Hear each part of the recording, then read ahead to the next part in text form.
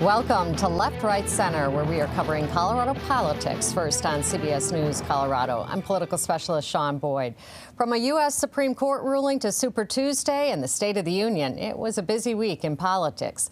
Let's start with the unanimous decision by the nation's highest court that Donald Trump is eligible to run for office. 6 Coloradans sued, claiming Trump was an oath-breaking insurrectionist and under Section 3 of the 14th Amendment should be disqualified. The court said states do not have the power to disqualify a federal candidate for office. But the 3 liberal justices and Justice Barrett criticized the majority opinion for going too far in saying only Congress and only through legislation could disqualify an insurrectionist.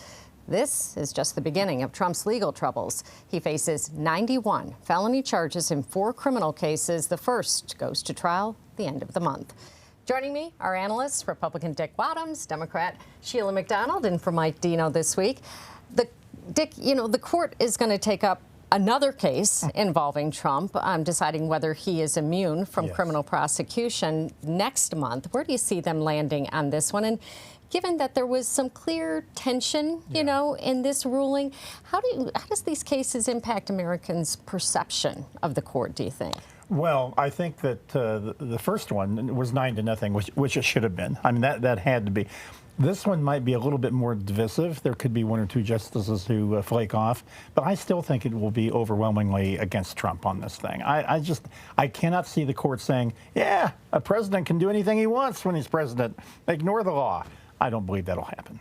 And in terms of Americans' perception of the court? Yeah, well, I think they only would be negatively impacted if they say that Trump has immunity. I think that's the only. But I think last month, this last decision really has increased the court's credibility, and this one could too. Right, Sheila, the Biden campaign has avoided, to this point, going after Trump for his legal troubles, but there is a super PAC supporting Biden that's going to start releasing ads doing that. What is the right approach in this, do you think?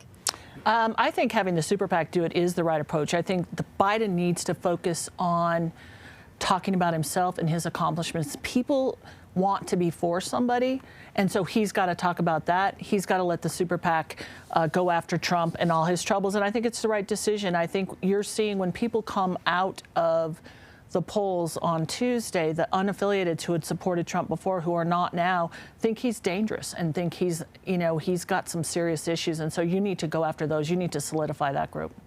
So, Dick, Trump will be the first former president at all, to be tried on criminal charges.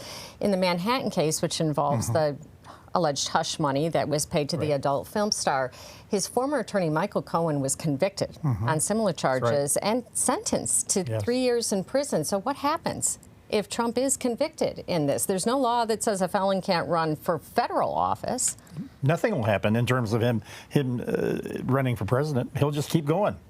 I mean, he has defied all conventions and all norms so far, and he's not going to start now. So if he gets convicted, he's going to keep running. There's no doubt in my mind. Whether it's from prison or not. No doubt about it. Yeah. Sheila, there will be no cameras in the courtroom for this New York case, the end of the month, but Trump is required to be there. So how does he campaign with all of these court cases, right? He's going to be in court. This presents a huge problem for his campaign, and they're going to have to manage how to run a campaign without their candidate. And, in some cases, that might be a good thing for them. But it's going to be a problem for them, and it's a problem for him because he's losing his stage. If anything, Trump's legal issues helped him on Super Tuesday. He won Colorado with 63% of the vote to Nikki Haley's 34%. Out of 15 states and 1 territory that voted Tuesday, Haley won only Vermont. She dropped out of the race Wednesday, but did not endorse Trump or Biden, who put out statements urging her supporters to join them. So, Dick, Biden complimented Haley for speaking the truth and said, there's a place for her supporters in his campaign. Trump said he trounced her and he invited supporters to join the greatest movement in the history of the nation. So where did they go? And how important are they? He is always understating things, isn't he? I'll tell you, I think Trump has a problem right now. That 30% that Haley got when you aggregate the entire nation and all the primaries that have been held so far, I think it's significant. Now, most of those voters for Haley will vote for Trump in November. There's no doubt in my mind. But think about the narrow margins in the competitive states in Pennsylvania and Wisconsin and Georgia and Nevada and just a few thousand votes. It doesn't take a lot of those Haley votes to move those states to the Biden column. And I was dumbfounded, Shaun. I thought he would be magnanimous that night. But, oh, no, I trounced her. And he's not done anything to alleviate that problem since then.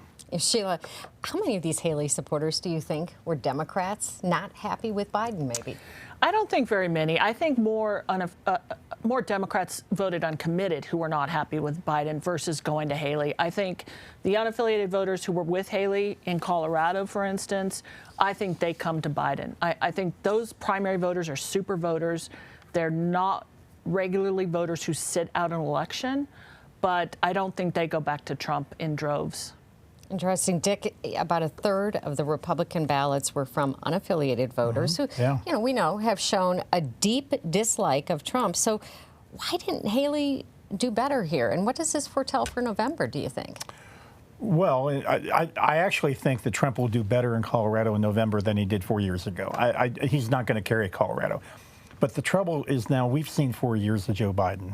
And I think a lot of there will be voters who voted for him 4 years ago who will still vote for him, for Trump over him, because they are concerned about inflation. They are concerned about a guy who just doesn't seem to have a grasp of the office right now. And so I think he'll still carry Colorado by 7 to 10 points, but it won't be 14. Biden will carry Colorado. Yeah, Biden will carry Colorado. Yeah. Sheila, you mentioned this uncommitted delegate vote. Pro-Palestinian voters and some socialists led this campaign to get voters to choose an uncommitted delegate or none of the above instead of voting for Biden on the Democratic ballot. He won 84% of the vote here, despite this urging of them to choose this uncommitted delegate. Do you think this is going to be a problem for him come November? I mean, it was 9% here, but it was, what, 20% in Minnesota, almost 20% in Minnesota, 9% in Massachusetts, 13% in North Carolina. I mean, this begins to add up. It's a problem he has to address. He cannot just ignore it. I do believe that. I would say this, though. If it were another candidate, an unknown candidate other than Trump, who we know how he is as a president, we know the kind of person he is, that is not a mystery. It could be a bigger problem for him. But I think these Democrats who voted uncommitted were sending a message, and I think they will come home because they know what the alternative is. It's not a mystery to them, and they know how dangerous he is as a man and as a president. Well, coming up, a new impeachment effort, this one at the state level. Stay with us. Welcome back to Left, Right, Center. President Biden made his pitch for a second term in his State of the Union address Thursday night. The president focused on two of the biggest issues this election year: immigration and the economy. 15 million new jobs in just 3 years, a record, a record. Unemployment at 50-year lows. A record 16 million Americans are starting small businesses, and each one is a literal act of hope. Inflation has dropped from 9% to 3%, the lowest in the world, and tending lower.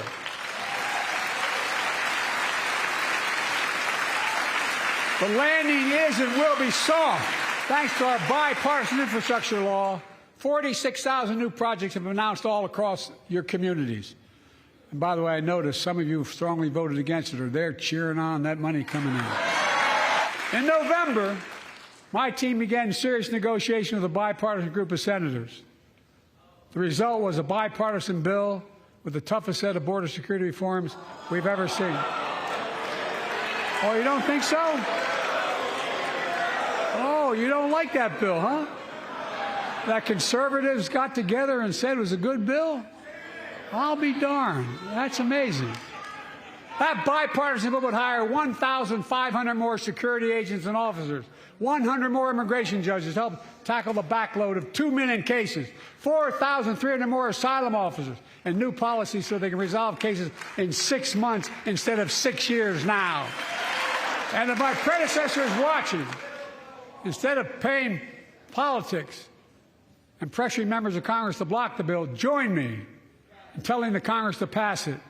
We can do it together, but that's what he apparently here's what he will not do. I will not demonize immigrants saying they are poison in the blood of our country. I will not separate families. All right, Sheila, let's start with immigration. Sure. The migrant crisis, it's especially acute in Colorado, which has received more migrants per capita of any state not on the southern border. Given we're not going to see a border bill pass before the election, what does Biden do to address voters' concerns on this one? I think the first thing he does is he gets out here and starts talking about it in Colorado. I think he needs to come explain what happened with the border bill, and he needs to let them know that the Republicans had it. It was a bipartisan bill, and they killed it because of Donald Trump. And that has to be very clear in every voter's mind going into November. Other than that, I'm not sure what else he can do out of Congress to do much more than that. But he's got to get in here and campaign. And frankly, across the country, he cannot campaign from the White House. This is a different era. And he's got to get out and talk to the people. And when you see him do that, he was very good last night. He was very strong, and he has a record to run on that is very good. He certainly showed some humor. He did. He did. And some spunk, Dick, which we'll get to in a bit. The president is right, though, on the rate of inflation. It's down, right? Although slightly higher in Colorado than it is nationwide. But food and housing prices, those continue to climb. So voters just don't feel better off. But if prices do come down, the economy improves, this could be a problem for Trump. But prices don't come down, Shaun. I mean, food is all of a sudden you're not going to go into the supermarket and say, "Oh, wow, the prices have come down." No, they're going to stay where they are. Inflation rate might come down a little bit. But I was taken aback by his yelling last night. I thought any moment he was going to yell and say, "Get off my lawn!" last night. I mean, I thought it was jarring. And then by the time he got done, an hour and 20 minutes later, after he started, his voice started sagging, and he started slurring words again, and there were times you couldn't understand him. I don't think it was a great performance at all last night, and I don't think it really gave the American people any confidence that this guy should be president for another 4 years, given his mental and physical state. I mean, he made it there. He didn't fall down going up the aisle, but I'm not sure he accomplished much. Started a little bit late. Well, and part of that was because of the protesters. Right. I'll give him credit for that. So, Sheila, the governor's office says that Colorado has received $6.5 billion so far from the Infrastructure Act and the Inflation Reduction Act. It's gone to everything from broadband, renewable energy, flood control, wildfire prevention. But these projects take some time, right? He's got 8 months. Will voters give him credit for this, do you think? He can't wait for voters to give him credit. He's got to take credit for him. I mean, that is one thing he can learn from Trump, is taking credit for things that he actually has done versus things he hasn't done, taking credit for it as former President Trump does. But he's got to take credit for it, and he's got to deputize other elected officials, both local and state, to help him do that. And so I think if he does that and there's a plan around that, a campaign plan around that, I really see that as a campaign strategy for him. I think he can be very successful in letting people know what's coming. When they know there's a plan, people, especially in Colorado, are pretty generous with that, when they know what the plan is. It's when they don't know when they get a little anxious. Certainly he's used politicians to do that, to make that case for him. You're talking about others doing that. I'm talking about getting out in the community and having even the elected officials getting out in the community and having people talk about what is happening in their community. It's very effective way of communication to voters. So, Dick, you talked about, you hinted at the age issue. Biden took this on head on, last night, Kind right? of. Well, he said, it's not how old a person is, but how old their ideas are, and he was fiery. He was combative, right? He showed some spunk. Get off my lawn. Yeah, exactly. Go ahead. I'm sorry. Did the speech help him at all in No. regard to voters having reservations about his age, which Trump too, Well, believe same me, age, they both have that problem. I will agree with Sheila on this. He does need to get out. But remember how he campaigned 4 years ago from his basement. But now it was because of COVID. This guy has never really hit the campaign trail before. And this is also the guy who doesn't do news conferences. He hasn't even done a CNN interview for like 5 months, a very friendly television network. So I fail to see how he's suddenly going to hit the road. One thing you can say about Trump, he does have that physical ability to get out and do these rallies, and you can't take that away from him. But I fail to see how Biden can match that or even do it because he's never done it. So we'll see. Sheila, we talked about this on the Super Tuesday night. He issued a statement rather than coming out and saying something. He's winning state after state after state. Right. I agree. I think he needs to be more aggressive. His campaign needs to be more aggressive on that. I think he has the ability to get out and be among the people, and people like him. I thought he was very strong last night. I thought his message was very clear, and he spoke a long time because he's made a lot of good things happen in this country over the last 4 years. So takes a while to talk about that. So turning to the state capitol, where House Republicans sent a letter to the Speaker calling for her to bring a resolution to impeach Secretary of State Jenna Griswold. The letter says the Secretary of State has used her position as a platform for her partisan political ideology and has proven herself unfit for this position.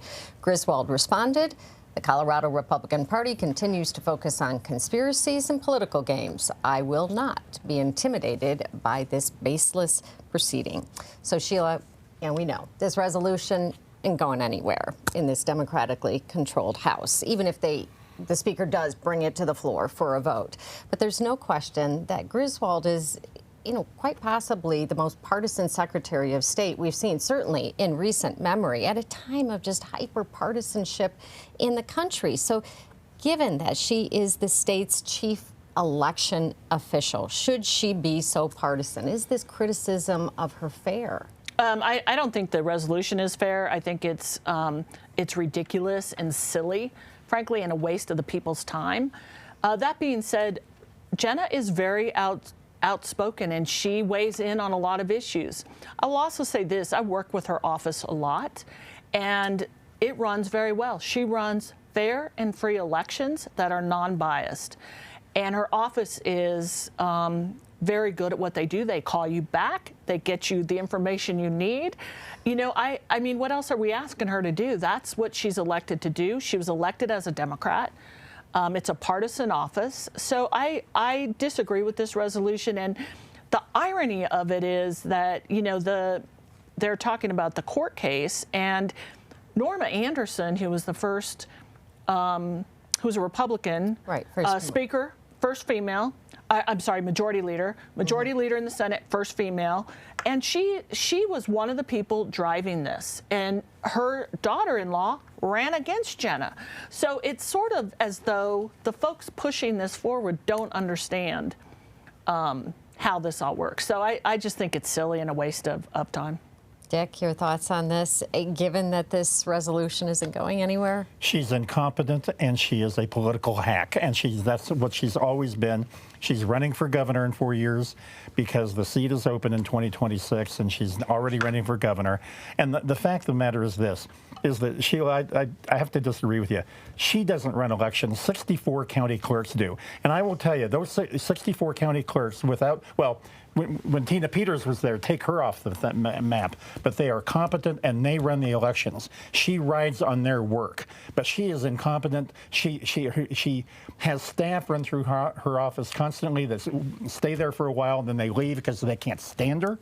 And I'll tell you, she's the worst county Secretary of State we've ever had. and she defies a nonpartisan tradition. Yes, they're elected by partisan elections, but I'll tell you what, you look back at the people who have held that office, Republicans and Democrats, and they conducted themselves in a nonpartisan way.